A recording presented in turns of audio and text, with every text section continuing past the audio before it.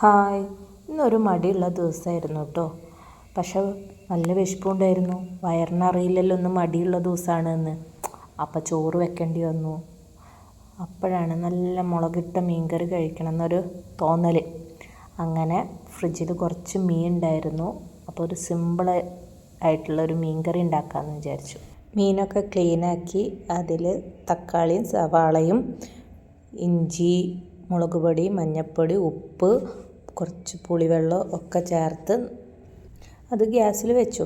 അപ്പോഴാണ് ചെറിയൊരു കഷ്ണം കൈപ്പക്കയും ബാക്കി ഇരിപ്പുണ്ടായിരുന്നു. അപ്പോൾ അതുകൊണ്ടൊരു മെഴുക്ക് പുരട്ടി, സിമ്പിളായിട്ടുള്ള മെഴുക്ക് പുരട്ടി ഉണ്ടാക്കാമെന്ന് വിചാരിച്ചു.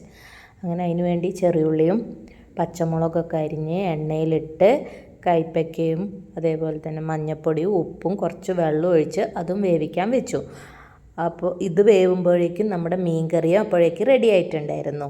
അപ്പോൾ രാത്രിക്കുള്ള മീൻ മുളകിട്ടതും കൈപ്പയ്ക്ക മെഴുക്ക് പുരട്ടിയും റെഡിയായി.